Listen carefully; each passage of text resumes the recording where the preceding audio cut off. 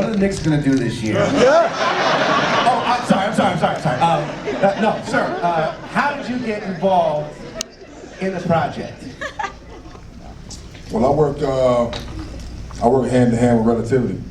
It's a company that I work with, and when they called me about this film, I read the script, and then once I read the script and I realized that it's going to be a very, very inspirational film. And so once I came to that conclusion, then I flew into LA to be on set, and I saw how the operation was working, and then I realized that, you know, this is something I definitely want to get involved in. So that's kind of how I got involved. So listen, I got a script, right? No, I'm serious. Gina, I noticed that many of the key crew are women. Oh yeah. From producer, writer, director, obviously, costume, DP, production designer, editor. We're in a long-time collaboration with Terry Shropshire. Was that a conscious decision to have women in key positions? Well, foremost, it's about the more films you do, the more people you meet, and you realize who you want to work with. And I have such an amazing group of people around me that happen to be women. And again, Terry, this is the third movie we've done together as editor. I'd worked with Tammy Riker, the DP, before in Disappearing Acts. And there, again, this is hard. There is a different energy, I'll say, on set when there's more women. You didn't say better, you just said different. There's just a different vibe in there, and given the nature of the film, it was important to me to surround the actors as well with just a very maternal environment. Okay, so, Gugu, you've worked with male and female directors. You've had the privilege of working with Gina, with Amar'e Stoudemire, and you work with male directors. How is that? Is it different? Is it the same, or is it case by case with directors? I mean, it's definitely case by case. I think that for me, I've actually, in film, I've worked with more female directors than male directors. That's going to change.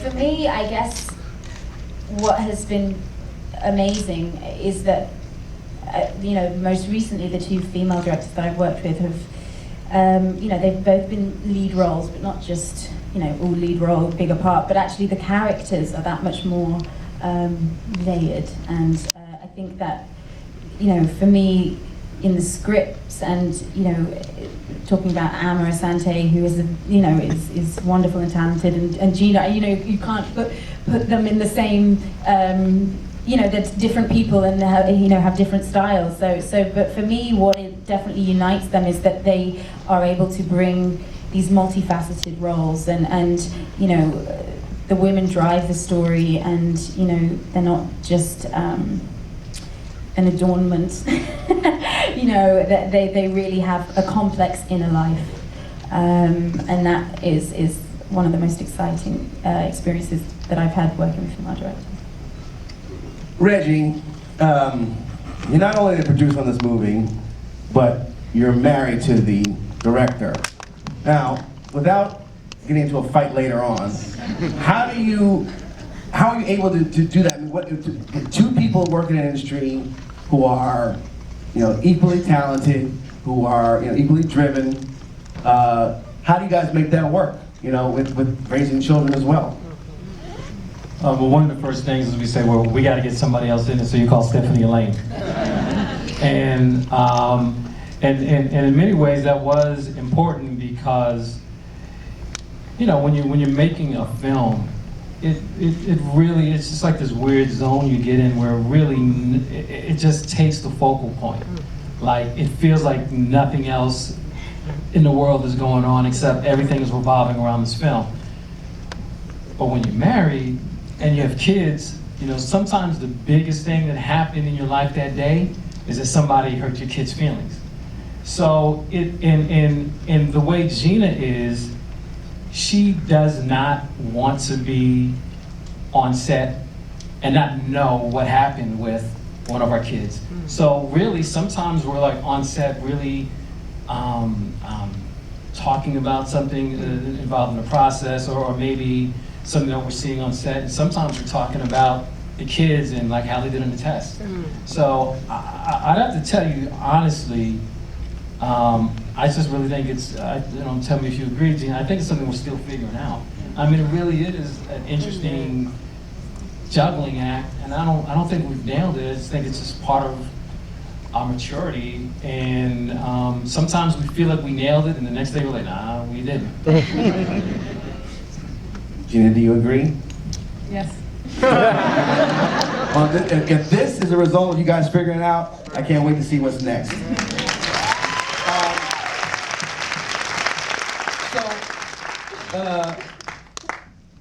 As in every, well, at least in my experience, when I was in film school, every African-American female director, their first film had something to do with hair.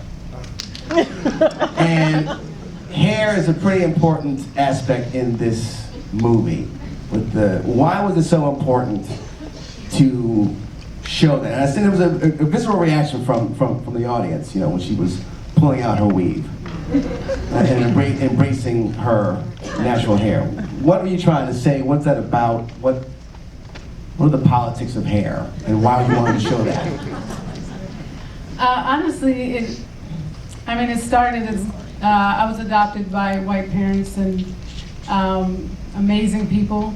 Did not know what to do with my hair at all. So I grew up as a little girl looking like that girl on screen, and it wasn't. I just grew up hating my hair and the way I looked, and it wasn't until getting into college and coming into my own and being able to embrace myself. And so it's not so much the hair, more so as this character Noni being comfortable enough in her own skin to shed this whole facade that she and her mother created to cover up who she really is. And one of those things was her hair, and going with what seems to be thought of as beautiful is the long hair. So it really was more about that. Yeah, absolutely. I'm going back to Gugu one more time. It's a very raw, vulnerable, naked performance. And that takes a lot of guts and a lot of trust. How are you able to get there? Thank you. I trusted Gina, and Why? No, I think that you have to start with trust of your director, otherwise, you know, and particularly because, you know, this film deals with the idea of, you know, not just identity, but also ego and persona and all of that stuff is part of the issues that the character is dealing with. So for me, because we had such a long gestation period with the film and a lot of time spent together and talking about the character, I sort of think that's really the only way. You've got to kind of leap in and trust the people that you're working with. So, yeah. I'd say also that the trust goes both ways with director and actor. And, you know, with Gugu, the fact that I knew that she had the chops to do it, but it coupled with that is an amazing work ethic, and to be able to trust her to put in the work that she would need to put in. And, you know, she skimmed across the work that she did, but it was literally, 4 or 5 days a week with Lori and Gibson, 3 hours a day in the dance studio for months, learning these routines and being in the studio with the Dream, who is a genius, but he's also on his own schedule. And, you know, Gugu putting up with that and being in the studio till 2, 3, 4 in the morning. And again, as a director, you have to be able to trust that your actor will put in the work. Nate, who was on another film and couldn't come to us until, I believe, 2 weeks before shooting, and trusting that he was going to put in the work necessary to look the part and be the part in... Like the push-ups and...